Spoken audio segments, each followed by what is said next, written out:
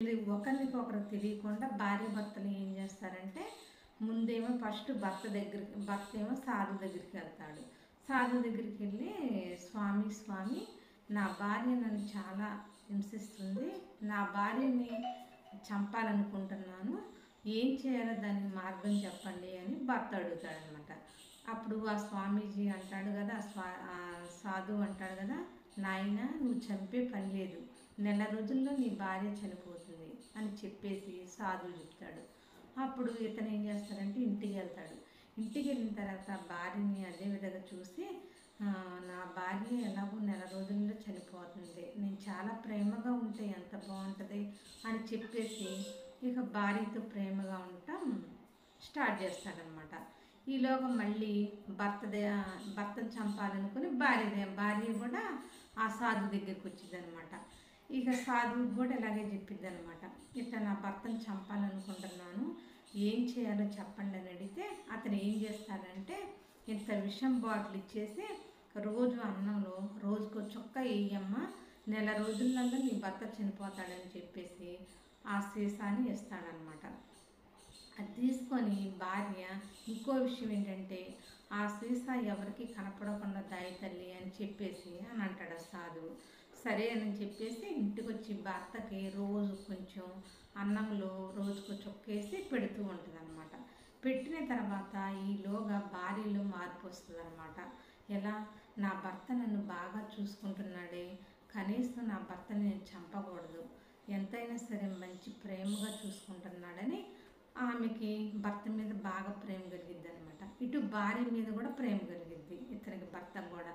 భర్త ఏం చేస్తాడంటే మళ్ళీ సాధు దగ్గరికి వచ్చి స్వామి నా భార్య నెల రోజుల్లో చనిపోయిద్ది అని అన్నారు కదా, చనిపోకుండా ఉండాలంటే ఏం చేయాలి అని అడుగుతాడనమాట సాధువుని. అతను అంటాడు కదా, అయితే ఇక భర్త ఏం చేస్తాడంటే సాధు దగ్గరికి వెళ్ళి నా భార్య నెల రోజులు చనిపోకూడదు స్వామి, బ్రతికే ఉండాలి, ఏం చేయాలంటే నాయన నీకు ఒక విషయం చెప్తున్నా విను, నేను నీకు అబద్ధం చెప్పాను, నెల రోజుల్లో నీ భార్య చనిపోద్దని. లేదు నాయన, చనిపోదు నెల రోజులలో, చూసావా నేను అలా చెప్పటాన నీ భార్య మీద నీకు ఎంత ప్రేమ కలిగిందో తెలుసు అని, ఇద్దరు అన్యోన్యంగా ఉండండి, చాలా సంతోషంగా ఉండండి అని చెప్పేసి అతను భర్తను పంపించేస్తాడనమాట. మళ్ళీ భార్య ఏం చేస్తుందంటే మళ్ళీ సాధు దగ్గరికి వస్తుంది. నా భర్త నన్ను బాగా చూసుకుంటున్నాడు, నా భర్తని నేను చంపడం ఇష్టం లేదు, మీరు నాకు విషం బాటిల్ ఇచ్చారు, దానికి విరుగుడు ఇవ్వండి అని చెప్పేసి భార్య కూడా అడిగిద్ది అనమాట.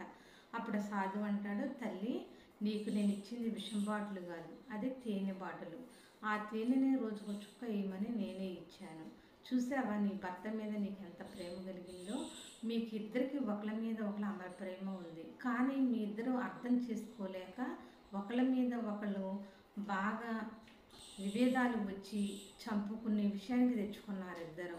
తల్లి, జీవితంలో ఒకరిని ఒకరు చంపుకోవటం కాదు, కష్టాన్ని మనం ఎదుర్కొనాలి, ఇప్పటికైనా తెలిసి వచ్చిందా అని చెప్పేసి ఆ భార్యకు కూడా చెప్పి ఇద్దరు సంతోషంగా సుఖశాంతులతో ఉండండి తల్లి అని చెప్పేసి ఆ అమ్మాయికి కూడా చెప్పి భార్యకి పంపిస్తాడనమాట.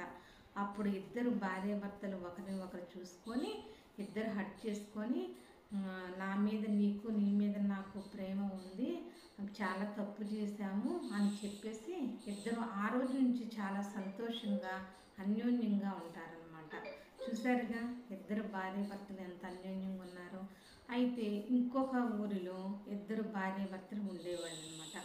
అయితే అతను ఇద్దరు కలిసి పడవలో ప్రయాణం చేస్తూ ఉంటారు.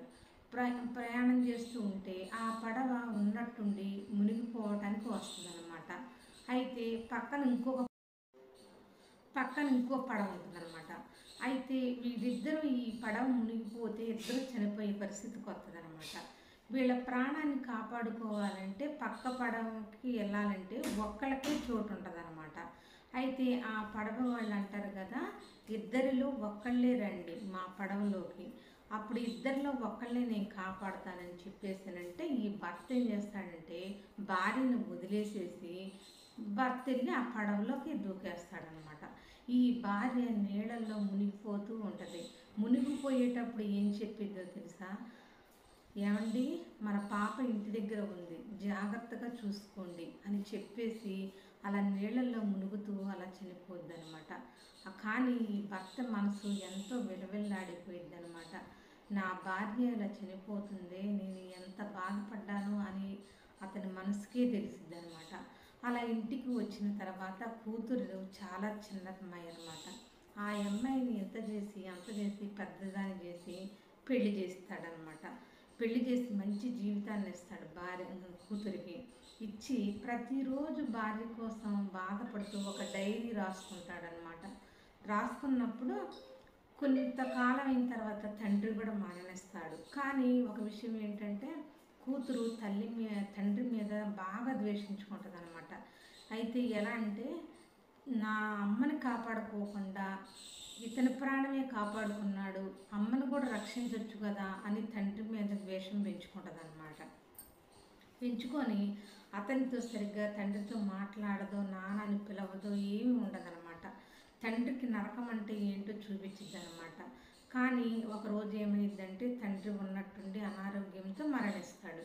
మరణించిన తర్వాత అతనున్న గదిని ఏం చేస్తుందంటే కూతురు మొత్తం రూమ్ అంతా క్లీన్ చేసేసి అతనున్న సామాను అంతా సర్దుదామని తీస్తుంది అనమాట. తీసేటప్పుడు ఆ డైరీలో ఇతను రోజు రాసుకునేది అందులో రాసుకుంటాడనమాట భార్య గురించి. భార్యని అంటాడు కదా, లక్ష్మి, అప్పుడు లక్ష్మి, నువ్వు నీడల్లో మునిగిపోయి చనిపోతూ ఉంటే నా ప్రాణం ఎంత వెల్లాడిపోయిందో తెలుసా? నేను కూడా నీతో పాటు ఆ నీళ్ళల్లో మునుగుదామని చనిపోతే అక్కడ ఇంటి దగ్గర మన కూతుర్ని ఎవరు చూసుకుంటారు అని ఆ కూతుర్ని కోసమే నేను బతికాను లక్ష్మి, నన్ను క్షమించు అని చెప్పేసి డైరీలో రాసుకుంటాడనమాట.